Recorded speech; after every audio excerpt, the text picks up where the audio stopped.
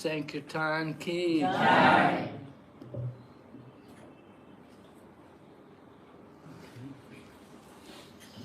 Let us welcome His Holiness Bhakti Narasimha Maharaj to our program this evening. At least to my knowledge, this is the third class that he is giving today. I don't know what is beyond that. Last 2 hours he was on an online class, and then he was kind enough, traveling all the way here and then being with us, and he has to go back also. Let's take full advantage. So Maharaj asked me what is the topic. Yesterday we heard from Mukunda Datta Prabhu, so in continuation of that, I requested Maharaj to speak. Hare Krishna. Om Namo Bhagavate Vasudevaya. Om Namo Bhagavate Vasudevaya. Om Namo Bhagavate Vasudevaya. Om Namo Bhagavate Vasudevaya. Om Namo Bhagavate Vasudevaya. Om Namo Bhagavate Vasudevaya. So this evening then we're continuing Nectar of Instruction. This is text number 4.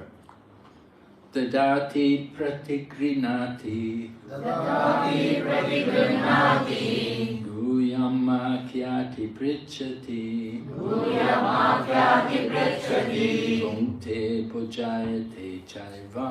Bhunte pujayate chaiva. Sadvidam pritilakshanam. Sadvidam pritilakshanam. Some of you must know this verse, you can chant. Dadati pratigrinati. Guryamakyati pritchati. Bhunte bhojayate chaiva. Sadvidam pritilakshanam.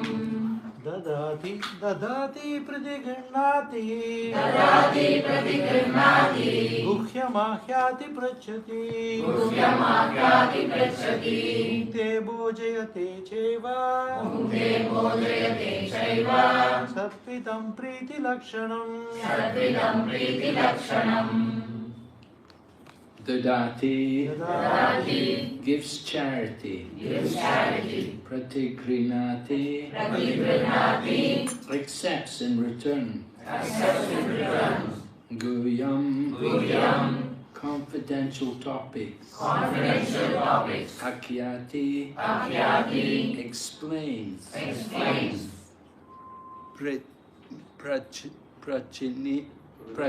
Prachati inquires. inquires.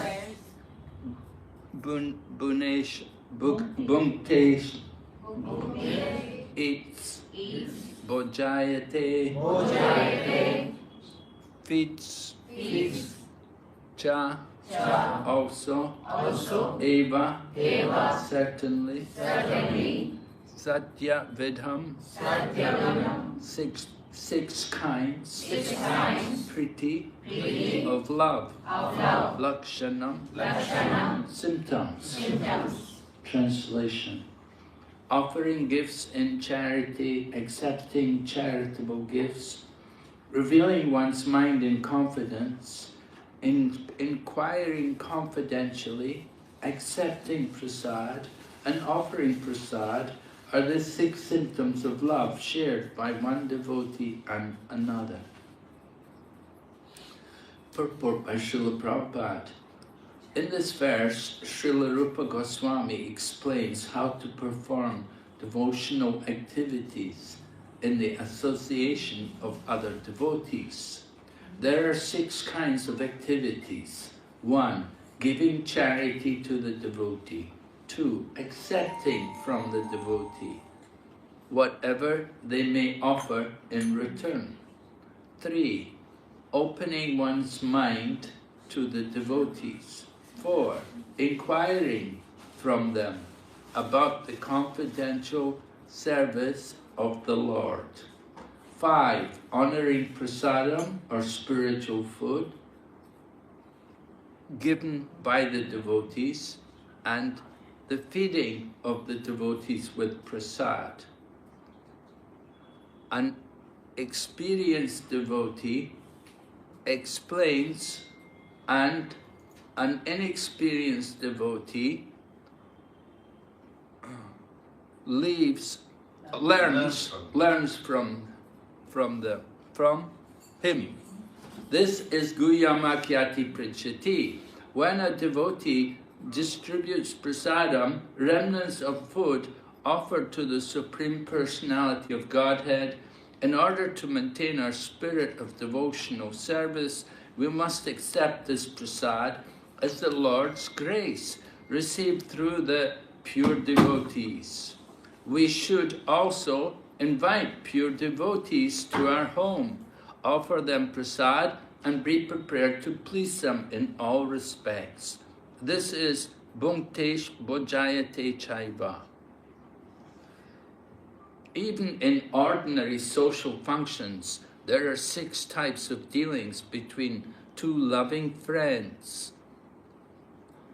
6 types of dealings between 2 loving friends are absolutely necessary. For instance, when businessman wishes to contact another businessman, he arranges a feast in a hotel, and over the feast openly expresses what he wishes to do.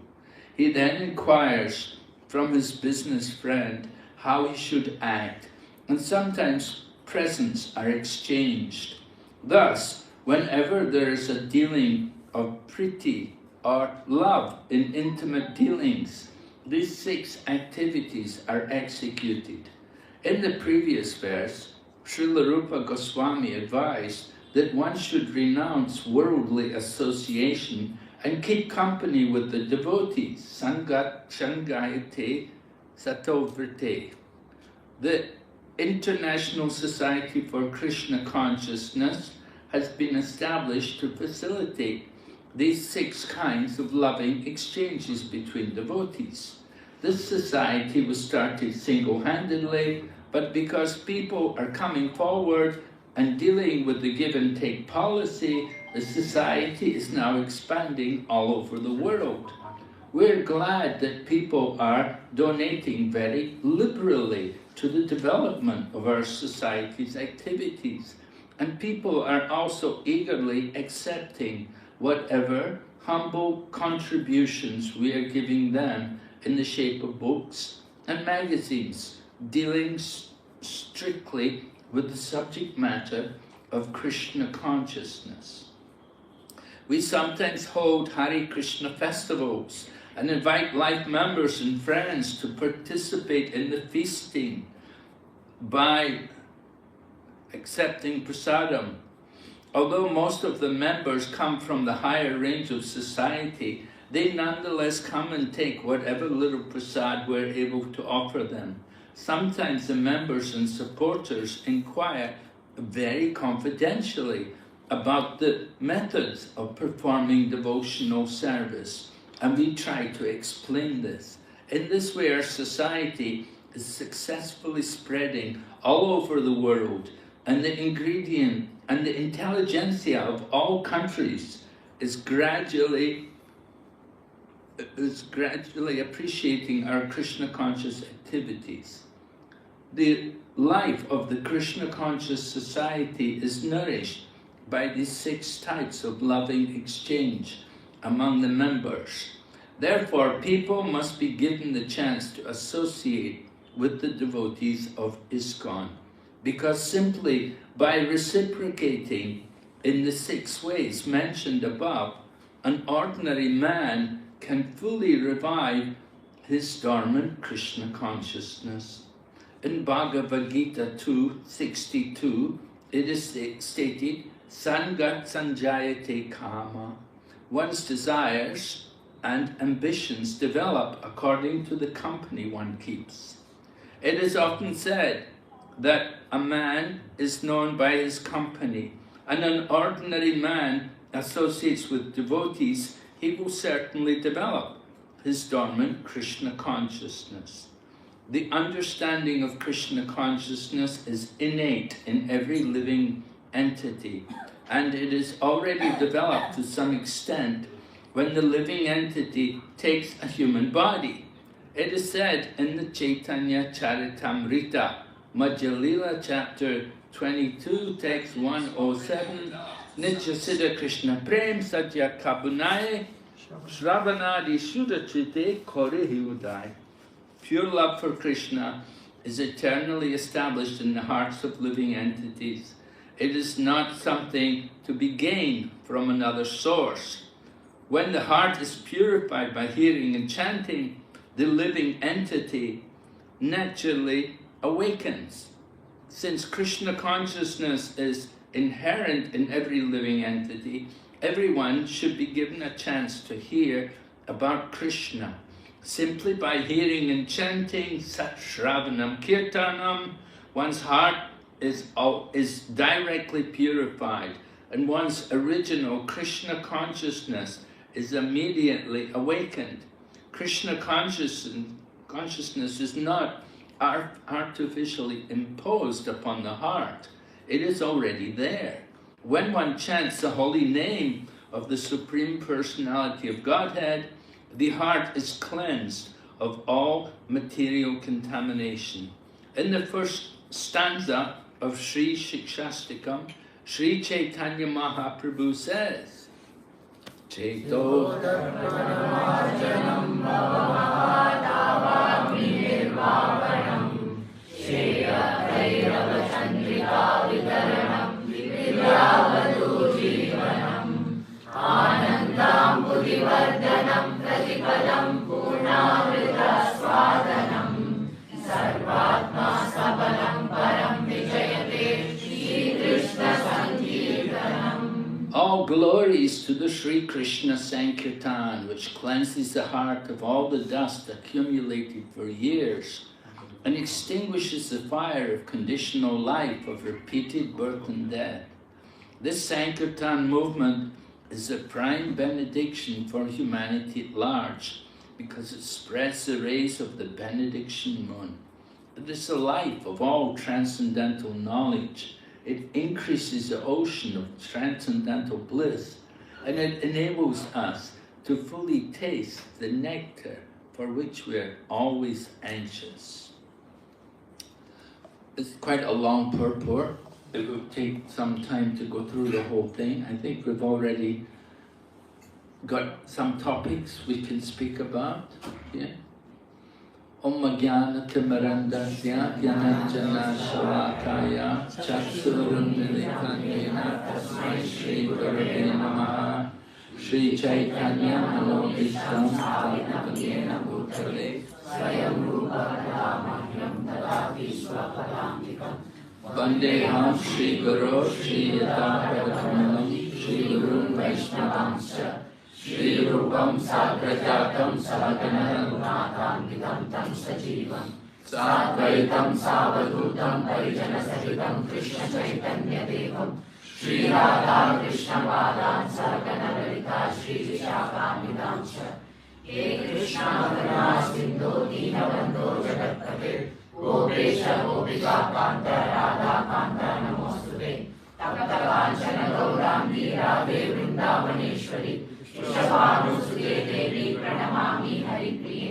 Panchakalpatarubhyascha Kripasindhubhaivacha Padinanam Pavanebhyo Vaishnavebhyo Namo Namaha Namo Vishnupadaya Krishna Pustaya Bhutale Srimati Bhakti Vedanta Swami Nityanamine Namaste Saraswati Devi Gauravani Pracharine Nirvishesha Shunyavadi Paschatya Veshakarine Jai Shri Krishna Chaitanya Prabhu Nityananda Shri Advaita Gadadhara Srivasadi Gaura Bhaktavrinda Hare Krishna Krishna Krishna Hare Hare Hare Rama Rama Rama Hare Hare. So this book, Nectar of Instruction, is a very valuable book for the devotees. Actually, it was discovered by Bhaktivinoda Thakur when he was visiting the home of a renowned Vaishnava in Vrindavan. He was going through the man's library and he came across a copy of Upadesh Amrita by Rupa Goswami. And when Bhaktivinoda Thakur found it, he was joyful. He said, this book will bring joy to the lives of the Vaishnavas. And Bhaktivinoda Thakur arranged to get the book copied. And then later on, Bhaktivinoda Thakur also wrote his commentary on the book, and then that was continued by Bhaktisiddhanta Saraswati, and then our own Srila Prabhupada also took it up as well to present this book. It's certainly very important for us as devotees. The Upadeshamrita and the Bhakti Rasamrita Sindhu are similar in nature. Bhakti Rasamrita Sindhu is a more expansive presentation of the Krishna conscious philosophy, and the Upadeshamrita is more condensed form, but certainly very, very important. When the book was first published, the managers of the BVT were thinking to just produce a few copies because they thought, oh, it's only for very advanced devotees because it speaks about Radha Kund. But when they told Srila Prabhupada how they were going to print 2,000, Prabhupada said, what? He said, no. He said, this book is for mass distribution. So the devotee said, but Prabhupada, isn't this just for advanced devotees? And Prabhupada said, no, not at all. He said, this book is very practical for all the devotees. So Prabhupada wanted the book mass distributed. So very important here, you can see practical instructions given here in this verse about relationships between devotees. Very important, our society, that we need to have nice, loving relationships. We need to preserve that mood among the devotees, to have that nice feeling for each other and caring for each other. I remember some time back we were doing a thing, reuniting Prabhupada's family. You know, I don't know, how did we ever become disunited, you know? Maybe we were lacking loving relationships. Certainly, if there's always some loving relationships, then it will keep people always in a favorable mood to Krishna consciousness. One of the problems which we face is sometimes devotees become critical of the Krishna consciousness movement. And certainly, nice relationships, they can really help to change that conception. So, what are these relationships? They're described here by Rupa Goswami, offering gifts and presenting charitable gifts, offering prasadam, accepting prasadam. These two items especially, these four items rather, they're very easily done, not very difficult for us. Prabhupada himself, when he first would go back to India, after coming back from India, he brought presents for the devotees.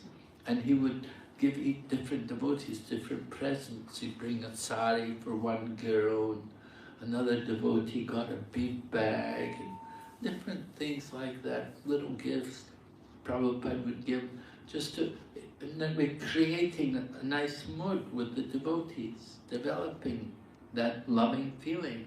You know, Prabhupada gave you something, you know, you really treasure it, you know. That Prabhupada gave me this, you know. It'd be very dear to you. And of course, devotees, we always like to give Prabhupada things. When Prabhupada would come, we would try to give something, you know, somebody would make some sweets for Prabhupada, somebody would knit something for Prabhupada, somebody would bring maybe socks or a hat for Prabhupada. And Prabhupada would, you know, sometimes, sometimes he would use them and sometimes not. But usually he would be gracious. Upendra Prabhu was a one devotee. He was a personal servant of Srila Prabhupada. And he describes how when he got initiated, he gave some presents to Prabhupada. He gave Prabhupada like some piece of carpet which he had and a blanket which he had. He gave them to Prabhupada, and Prabhupada looked at them and said, "Oh, these are useless." You know, Prabhupada just was not very impressed with them. But then Apandra said later on, he saw that Prabhupada used them, and he put them on the floor for people to sit on, things like that. So Apandra was appreciating that Prabhupada was using something which he'd given. And Prabhupada liked to see devotees distribute prasadam. It was very important to Prabhupada. One time Prabhupada was in, maybe it was up at the Golden Temple where the Sikhs have up in Punjab. Anyway, he saw prasadam being distributed, and he said, "Oh, this is a very spiritual program to see them distribute." You know that they had the system, people could sit down and eat, and the people who were serving would come by and they put one chapati on top of another chapati, and you know, as fast as you could eat, they'd be bringing more chapatis and putting more dal onto your plate. So Prabhupada said, very nice program. And then Srila Prabhupada in 1977, which was Srila Prabhupada's final year on the planet, Prabhupada sent a letter to all the temples of the world, and he told them that whenever guests come, there must be prasadam. You have to give prasadam to everyone. He said, you cannot say that nothing is ready. He said, you have to keep prasadam ready for people when they come. And he said, Krishna is not a poor man. He will provide for you. And Prabhupada even said what he wanted. He said there should be halava, there should be pakora, should be a little sabji, puri, like that. And Prabhupada he had this letter sent to all the temples around the world. He said, nobody should ever be told there's no prasadam. So anyway, this was Prabhupada's idea of the Krishna consciousness movement, that we have to distribute prasadam, and Prabhupada was always concerned about the quality of the prasadam as well. You know, he would always check on it. I remember in London, we had a program in London, 1971. I joined 1971.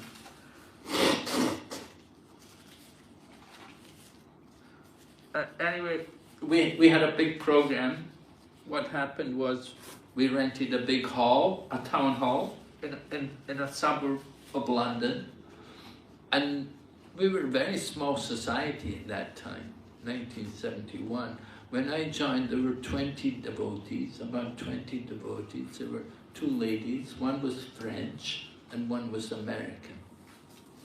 We didn't even have any English women there, although it was London, but one French lady, Mundakini, and one American lady, Aditi, was there. So, and all young men as well. You know, I was 21. I was one of the older ones.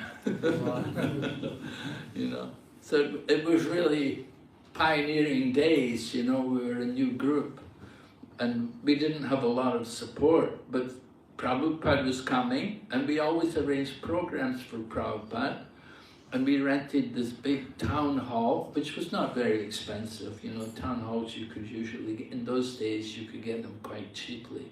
So we put on a big program for Prabhupada, and Prabhupada wanted prasadam distributed. And Prabhupada said, bring me a plate, I want to see what you're distributing.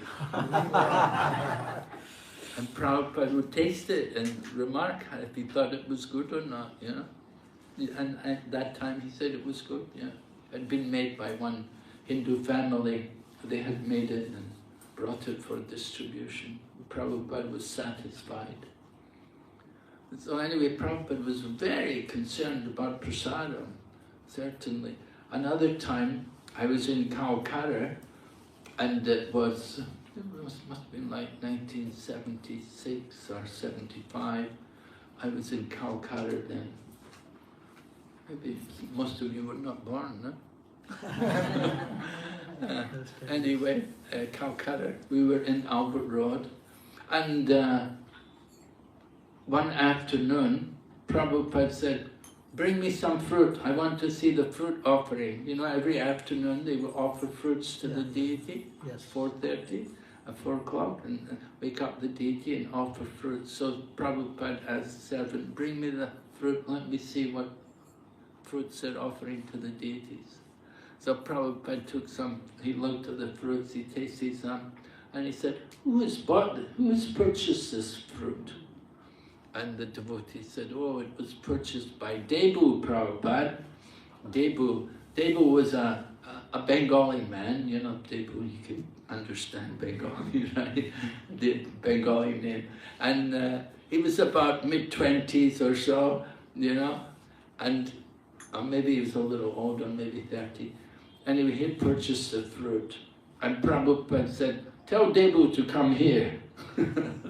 So Debu went in, offered his obeisances to Prabhupada, and Prabhupada looked at him and said, you're Bengali? You don't know how to buy fruit?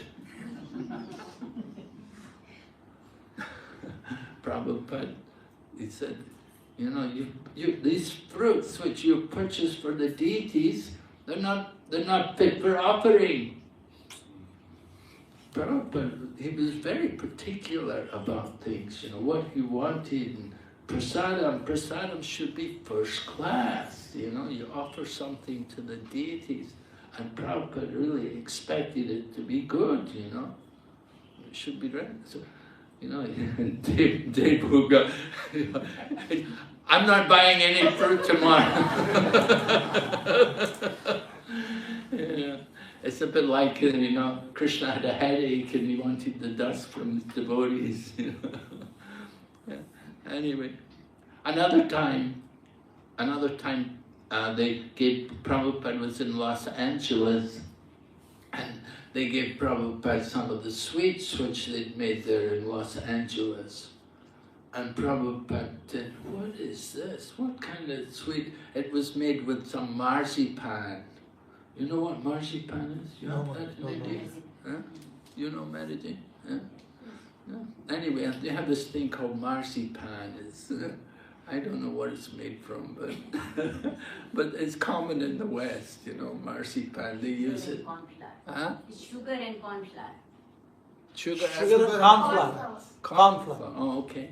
So anyway, it's quite sweet, yeah. So they had this sweet made with marzipan. Prabhupada said, what is this? You know? He said, why don't you make the sweets I've taught you? He said, I taught you Bengali sweets. You know?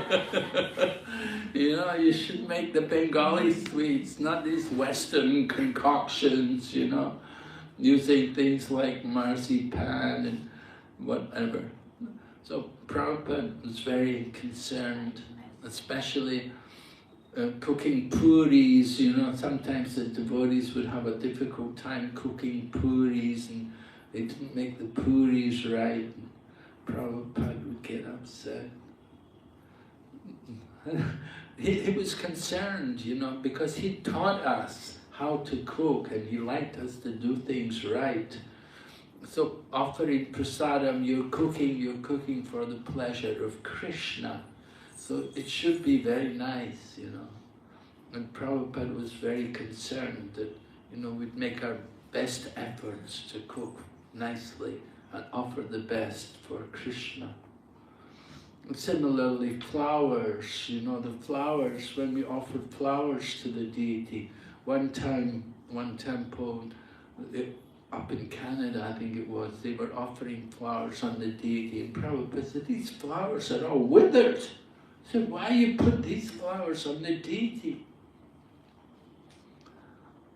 I was in Europe just recently, and I hadn't been in Europe for a long time.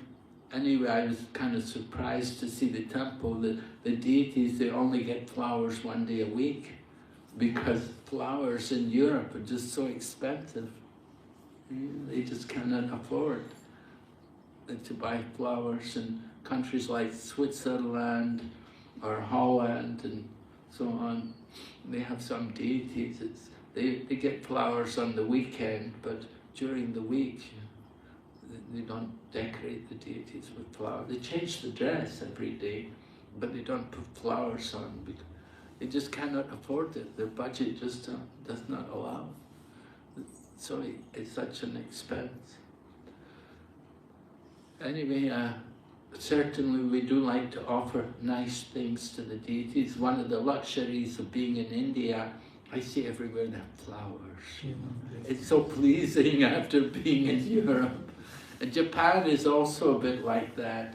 Kavichandra Swami, who goes to Japan, I don't go to Japan, but he told me in Japan also, difficult to get flowers, they're so expensive. I remember when I joined the movement, as I was saying in the movement, in the beginning we were very poor, we did not have a lot of funds. So when we would do Guru Puja, we didn't get a whole flower to offer, we would just offer a petal. You know, you'd be given a petal or something to offer to Prabhupada. Anyway, that was the mood, that was how our service to Krishna. We want to offer nice things to Krishna. So offering gifts and accepting charitable gifts. Prabhupada said, you know, just like when Prabhupada opened the Krishna consciousness movement in New York, 26 2nd Avenue, sometimes the prasadam would just be one apple, and he would cut the apple into pieces and he'd give everyone a piece of apple. You know, that was the prasadam. That was the beginning of the Krishna consciousness movement. Sometimes, of course, he'd cook a feast, but sometimes it would just be one apple would be cut up and divided. So it's according to the time and circumstances. What's important is the mood, the offering. Try to please Krishna. So we do like to offer nice prasadam for people. It is important for our Krishna consciousness movement. We're supposed to be known as the kitchen religion, right? We spend a lot of time in the kitchen cooking for Krishna. So the cooking should be very nice, very satisfying and pleasing, nourishing. So we do try our best. We have regular cooking classes, trying to teach people, you know, show people how you can cook nice vegetarian dishes. Srila Prabhupada used prasadam to preach to people. Some time back there was a scientific conference. The Bhaktivedanta Institute had organized a scientific conference, and Prabhupada had met with one of the scientists who had come for the program. So Prabhupada was preaching to him, and the scientist was listening, and you know, he wasn't exactly receptive, but you know, he was sort of okay, you know, he wasn't rejecting everything. But while they were talking, a devotee brought in a plate of Mahaprasadam. And Prabhupada took the plate and said to the scientist, he said, "This is for you." And the scientist, you know, okay, you know. And he began to eat, you know, and it was a nice Mahaprasadam, you know, a lot of nice, you know, what's it, Parmesan, different cheesecake and different things, so many nice things, tasty dishes were there. And the scientist was, you know, he was enjoying it, you know, he was eating it. And Prabhupada kept preaching. And as Prabhupada kept preaching, the scientist was eating the prasadam, and he was becoming more and more enlivened, you know, he was really enjoying the prasadam. And not only, now he was not arguing, now he was finding points to agree with Prabhupada. So Prabhupada was showing us this is how you preach to these kind of people, you see. Prasadam, our secret weapon, very important. And another scientist who'd been at the conference, he was riding in the car and one of the devotees was escorting him to the airport. And so he was asking the professor, well, professor, what did you think of the conference? And the professor, he was like a Nobel Prize winner, he was a big man. He said, the most amazing thing I've learned at the conference, I've learned you can be satisfied on a vegetarian diet. So, these are some examples of how we can use prasadam in our preaching, very, very important for us, very powerful. So Prabhupada certainly used prasadam very nicely, and he made a lot of devotees by his prasadam. It's certainly very important for us.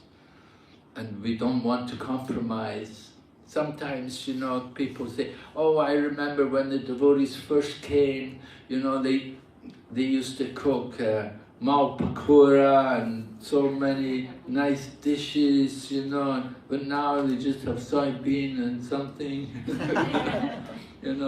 tofu, and they don't have the dishes like what they used to make in the beginning. But we shouldn't lower the standard, we should try to keep up the standard, even though we're cooking for maybe many more people than ever, huge numbers of people you're cooking for. We do like to have nice, satisfying prasadam for the devotees. And if people become attracted to the prasadam, they'll never give up Krishna consciousness. So prasadam is important, and offering gifts also, giving nice little gifts, simple things. It doesn't have to be something elaborate, whatever little thing we have, we'd like to give it to Prabhupada, or we sometimes offer gifts to the deities. And not only to Prabhupada, to the deities, but to devotees, giving things to the devotees. It's so pleasing for them, they appreciate so much. Some ordinary devotee, you give them something, they feel, wow, somebody gave me this, nobody ever gave me anything. Then all of a sudden somebody comes and gives you something, you feel overwhelmed. You feel so much gratitude to them for it. So it's important for us to keep these relationships, that we're humans, and humans, we do need relationships. We need to keep these relationships and keep them loving relationships, If they're not loving, it can become a bitter relationship, or a cold relationship, impersonal relationship, which is what we don't want. Everything should be very personal. And then also, inquiring confidentially and revealing our mind in confidence. This is important for us, all of us as devotees, that we do need to have devotees who we can go to, who we can reveal our minds to. If maybe that we're having some doubts. One devotee was doing an online class recently, and she was teaching Bhagavad Gita, and every time at the end there'd be so many doubts from people. So doubts are there, but we have to deal with these doubts, right? We have to remove these doubts. And we need to have devotees who are very strong in Krishna consciousness, who can take away these doubts from our minds. It's important for us. I was listening to one lecture by His Holiness Tamal Krishna Goswami. Tamal Krishna Goswami, he had some health problems, you know, he had some cancer before he passed away in the road accident. He did have health issues. So anyway, he was giving initiation to some people, and he was saying to them, tell me the names of 3 people who you can go to, who you will take as your mentor and who will guide you and help you in Krishna consciousness. And so the devotee said 3 names of senior devotees. He said, very good, yes. And you know, he was making the point that you can't just simply depend always on your Diksha guru to be there all the time. You cannot just depend on the Diksha guru for your guidance.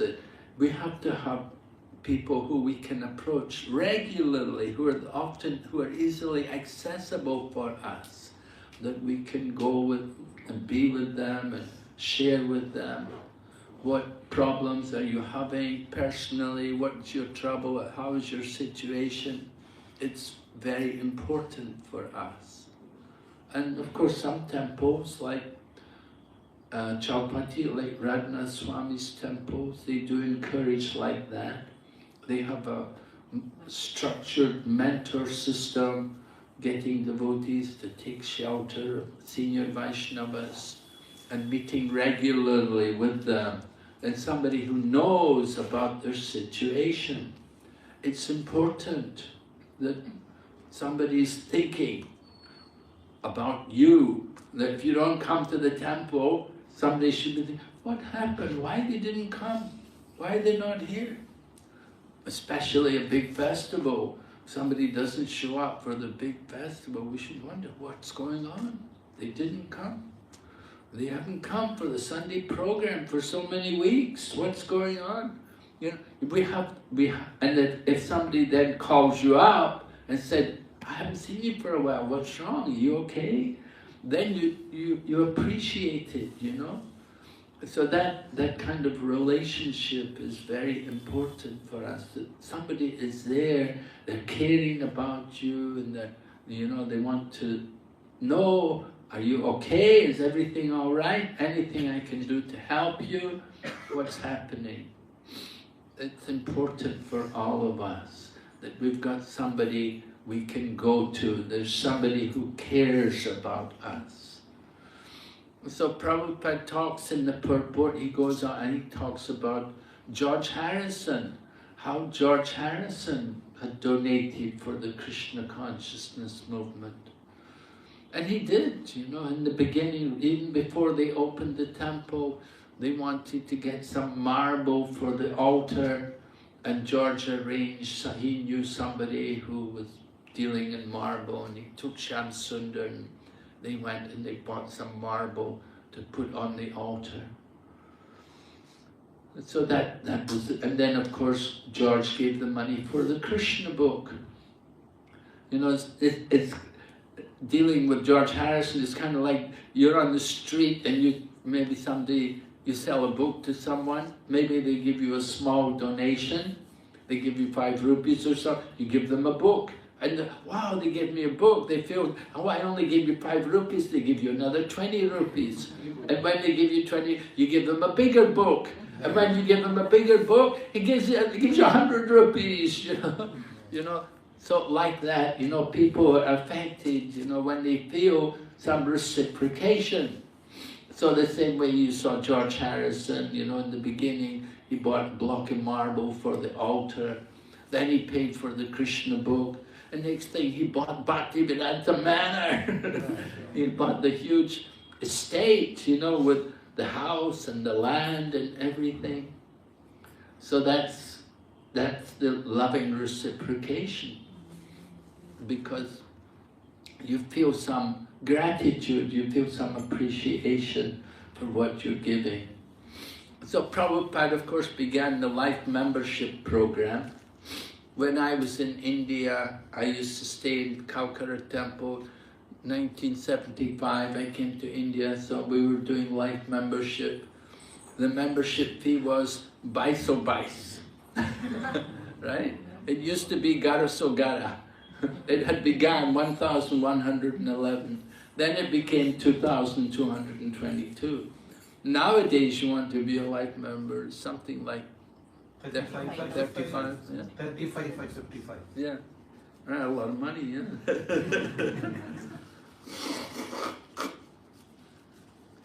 Yeah, so anyway, the life membership program, it was very important for us to make nice relationships with devotees.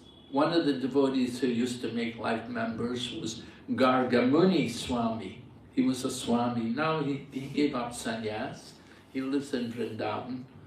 He's the younger brother of Brahmananda Swami.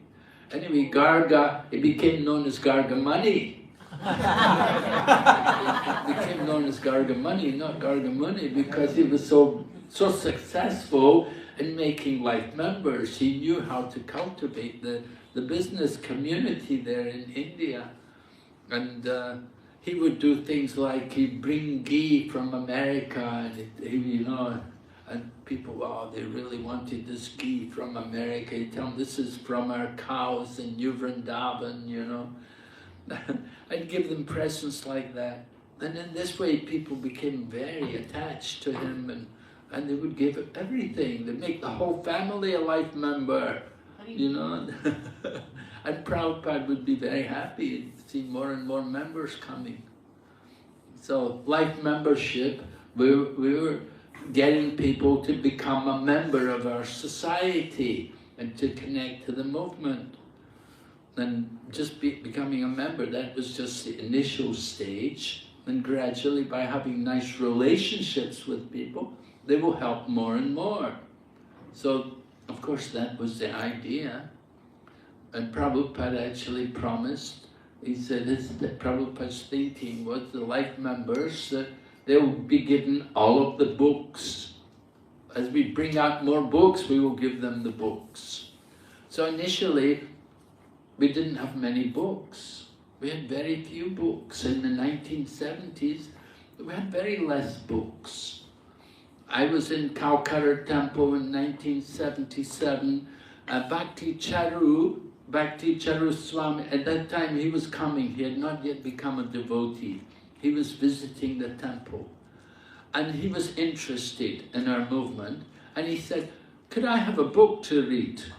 So we had one copy of the Bhagavad Gita in the temple. One copy. All the books had come from the West, because in the 1970s it was very difficult to print books in India.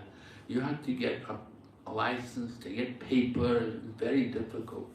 So anyway, we did not have many books. And we had one copy of the Bhagavad Gita, we brought it from the West. And so some devotees were saying, should we give this book?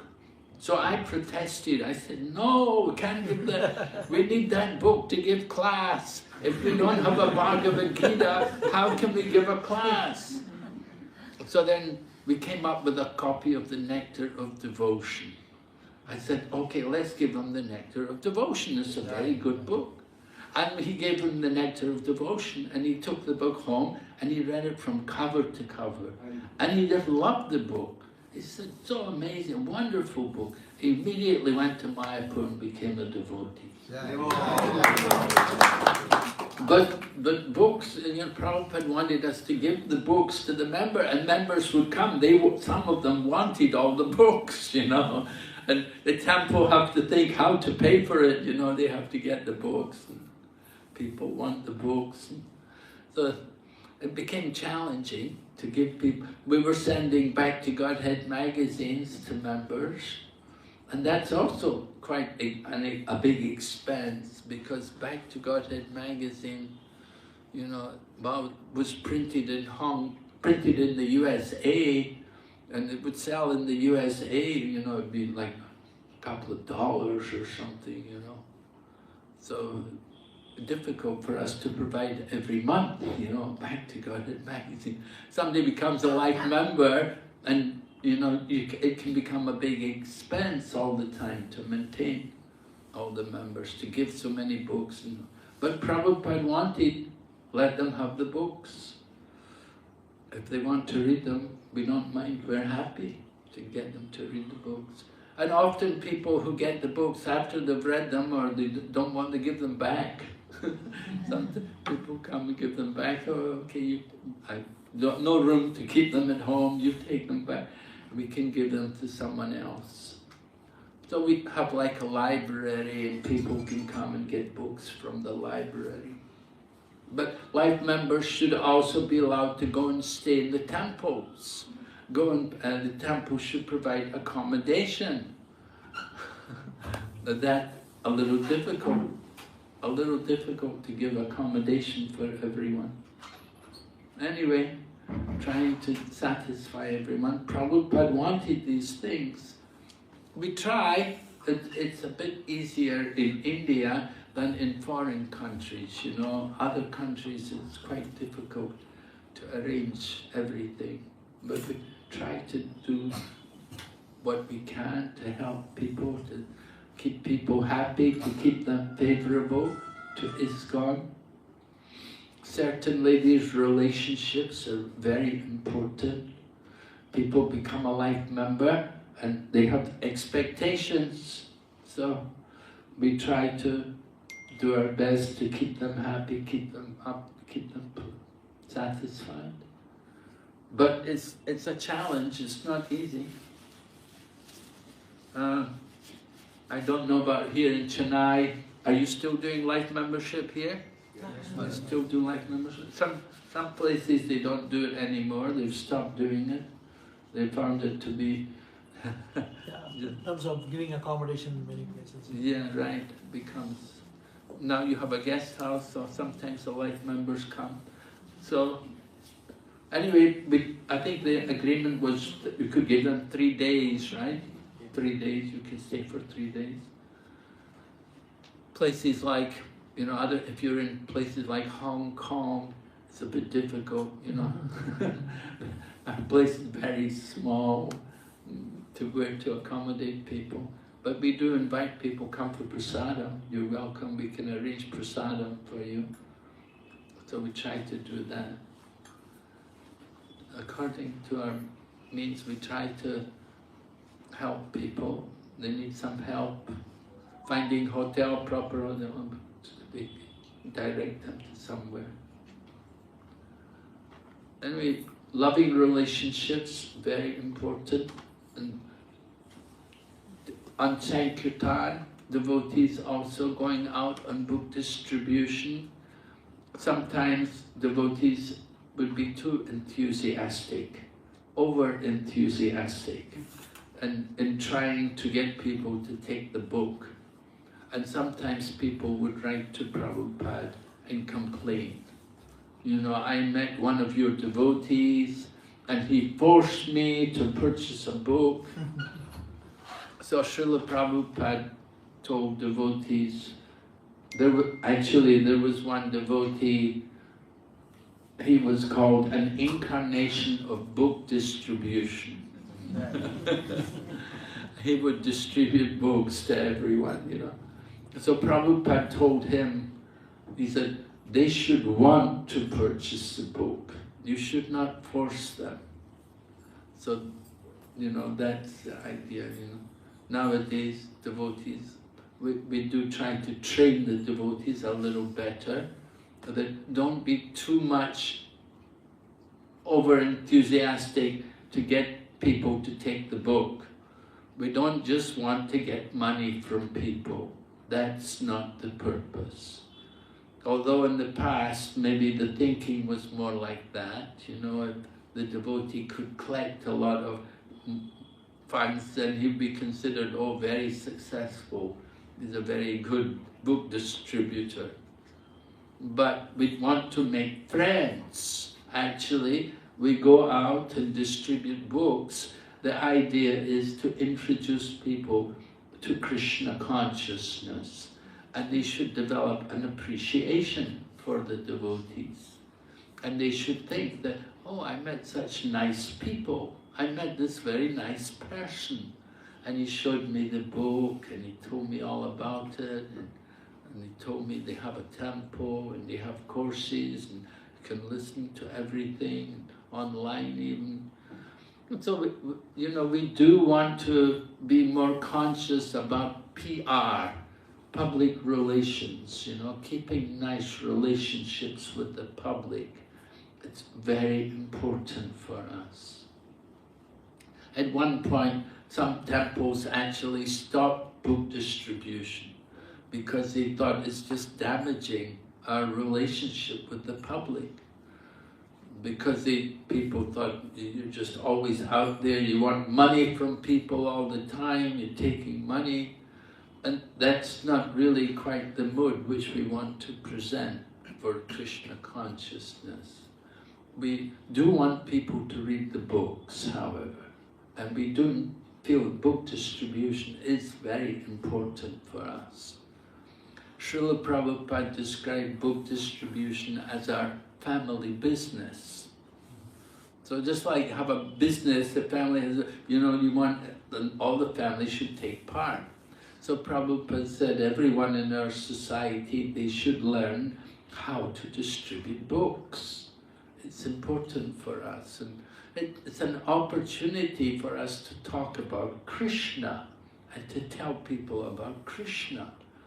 So it's a very nice activity. It's actually a spiritual activity to go out there and to give somebody a book about Krishna. And it's the most satisfying, pleasing experience to give a book to someone and to see that they read it and they may even become a devotee. You just feel so happy that, wow, I helped somebody to become a devotee. So book distribution is very important. Of course, at this time, devotees are out there everywhere in the country, especially in India. I'm seeing a lot of devotees going out on book distribution every day, and big numbers of books are being distributed. We do need to encourage the devotees, don't be too much over enthusiastic just to collect funds.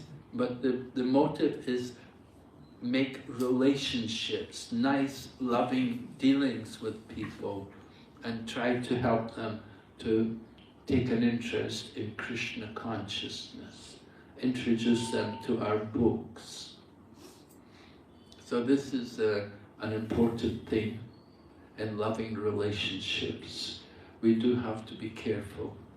Especially in the USA, in Srila Prabhupada's time, devotees could be a little over-enthused. And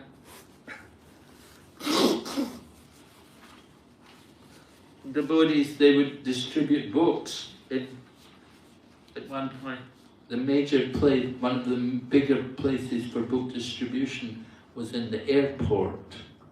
And devotees would be in the airports in the USA and distribute books there.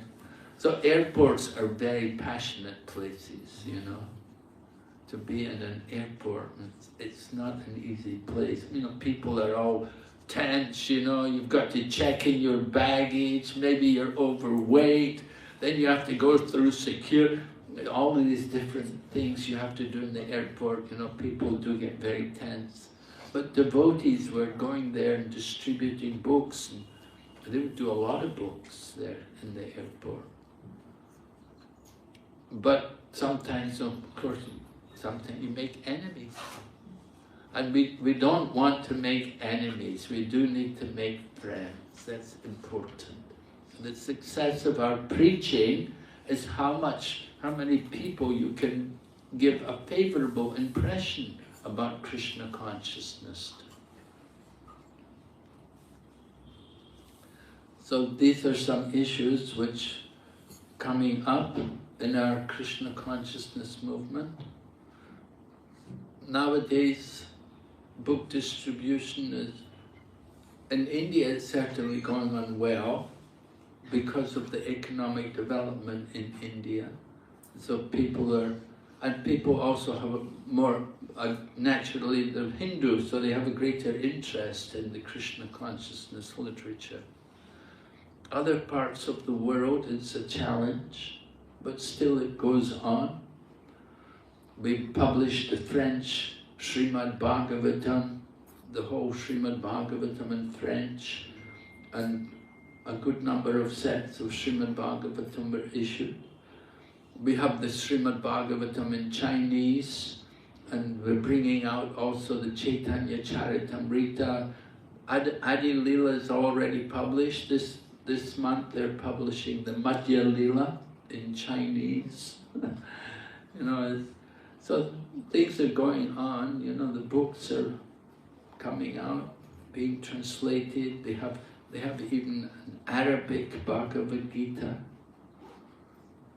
And so many things are taking place. We try to encourage people. Keep your faith in Krishna consciousness. And the loving relationships are very important. They do help a lot for people. Okay, any questions? Anyone has any comments or questions? Any experiences, nasty experiences or good experiences in loving relationships? You know, sometimes Devamrita Swami was telling how one of his relatives went to the temple one time, and it was afternoon. The temple was closed, and he knocked on the door, and they just yelled out through the door, "Go away, come back when the temple's open." You know? And he said that the person who was coming was actually coming to give some very important help, you know, but he got told, "Go away, come back when the temple's open." So sometimes these things happen, you know. We do have to be careful about guests coming to temple, receiving guests, you know, it's important. Taking care of the visitors. Places like Mayapur where you get thousands of people coming in a day, it's quite difficult. But still, they do have a number of devotees who are sitting there preaching all day, giving lectures in the Bengali language and so on.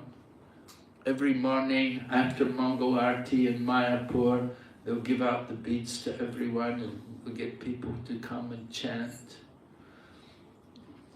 So, here also in Chennai, Maharaj, I think whoever comes to the temple, they are encouraged, the devotees approach, give them an opportunity to chant one round.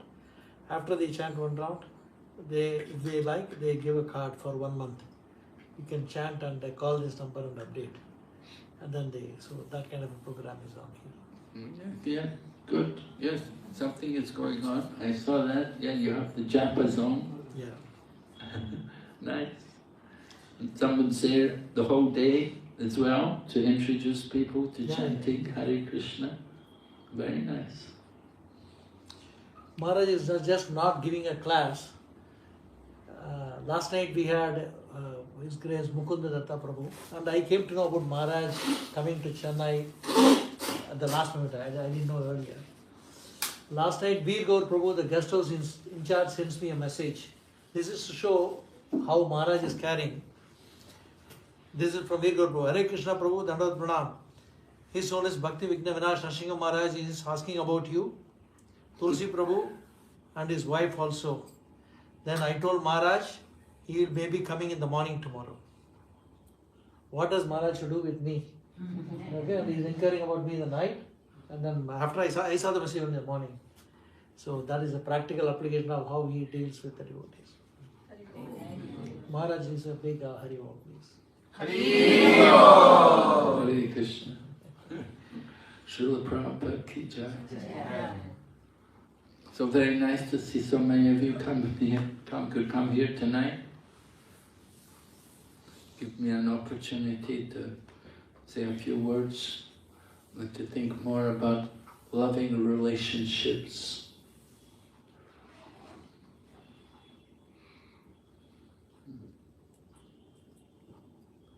We need to always be thinking how to care more for the devotees. Certainly.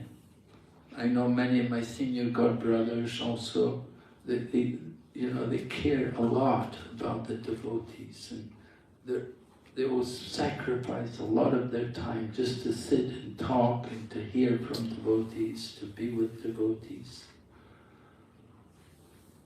It's very important for us that we're persons, we're all persons, and we want to have personal relationships. And these relationships should be very satisfying in Krishna consciousness. If we're not satisfied, then something is lacking. So we do want to keep people happy in Krishna consciousness movement. We're so fortunate here in Chennai. You have the wonderful temple, you have the most gorgeous deities, they're beautifully dressed, very nice, very pleasing. And the temple is in a nice quiet area. It's also, it's not noisy, bustling area. It's a peaceful, quiet place. Certainly it's wonderful to have the temple there. Of course, Chennai is a bustling city, and there's a lot of people here in the city. Not so many people come out there to the temple. So we do have to try to have more programs in the city itself and expanding the preaching, outreach preaching. And Trivandrum, Jagat Shakshi Prabhu has 18 centers in Trivandrum. And the center means, they have a place, maybe a householder couple are looking after a place, or it may even be their own home. They're having a program in their own home, or they may have somewhere, some kind of place which they're renting, or somebody else's home they're using, and they have a program once a week, So for most temples, it's only on the weekend when people are coming. Everybody's so busy, Monday to Friday, and Saturday sometimes. But anyway, on the weekend, people come to temples more. So you have programs like that on the weekends. Difficult for people to come far away, so if we can have more programs in the city, it's better.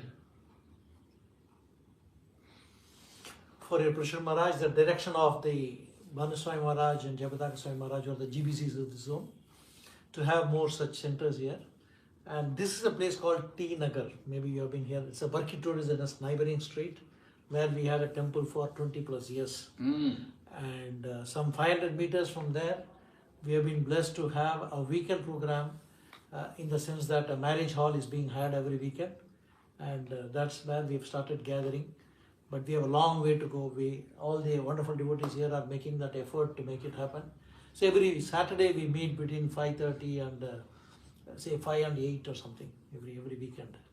We have started a program here. Oh, very nice. There are many such programs in the city. Yeah. This is one. Okay. Yeah, I visited T Nagar. I've been there, of course. Yes. Long ago. That convenient in the city. Yes.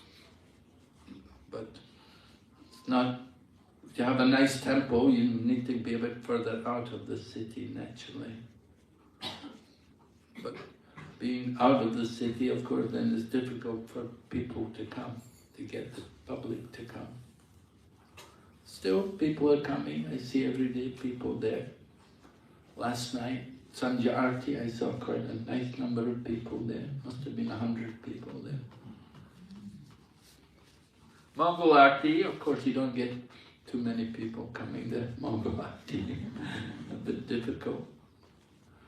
But Mayapur being a place of pilgrimage, is a bit different. People travel all night to come there to Mayapur. Vrindavan also, Mongol Arti, they open the doors and the flood, big crush of people coming in. Mayapur and Vrindavan, difficult to get in the temple. So many people. So anyway, Kirtan Mela is coming. Chennai is very nice. You have an opportunity to attract more people to come. We hope that devotees will come more to the temple. Kirtan Mela. People like kirtan. You always get, people coming for kirtan. The youth especially are very fond of kirtan. As soon as you say Om Namo Bhagavate Vasudevaya, it's a go to sleep time, But kirtan, something people, they really like. They really get into it. So, kirtan melas are popular. I know even in China, devotees are able to have kirtan mela. They're able to do kirtan. But philosophy classes, more difficult. So certainly, it's nice. We want to do these things, encourage people more and more to get involved in Krishna consciousness, and it's certainly easier for them to get involved in kirtan. Everyone can chant the holy name. So this is Lord Chaitanya's movement, to make it easy for everyone, chanting. Okay, thank you very much. Hare Krishna. Our gratitude to Maharaj by loudly chanting Hare Krishna, Krishna Krishna, Hare Hare, Hare Rama, Rama Rama, Hare Hare. Hare Krishna, Krishna Krishna, Hare Hare, Hare Rama, Rama Rama, Hare Hare. Hare